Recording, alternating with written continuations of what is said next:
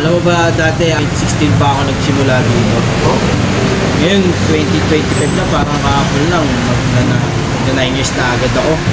Sayang, makabutan mo rin yan. Kasi ang ano ko, unang pasok ko dito, warehouse. Tapos hanggang sa kinuha ko sa branch ng bigutan, nawa akong deliver. Kasi wala silang assistant, kailangan nila. Hanggang sa natutunan ko dito sa tindahan magbenta, gano'n. Na-promote ako, napunta ako ng probinsya, ng Baliwag, Santa Cruz, naging YC ako nag-open doon.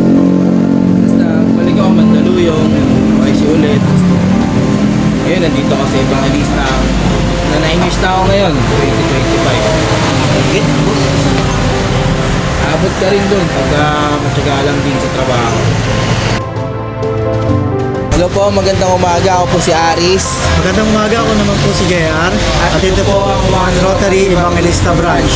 Magandang umaga po sa lahat. Ako po si Jaymar Aguila ng One Rotary Evangelista. Kakatuwa lang pong isipin na naging parte ako ng One Rotary Evangelista Branch. Isa na mga kasama ko. Kasi yung Evangelista Branch is talagang busy branch din po. Kakatuwa at challenging din po kasi nga napakarami po ng kliyente rito. Nakaka-proud kasi isa ng mga kasama ko talagang napapagtagumpay namin ng araw-araw. At sa mga kliyente po na patuloy na sumusuporta at araw-araw na nandito, maraming pong salamat. Kayo po ang dahilan ng patuloy at paglago ng One Rotary.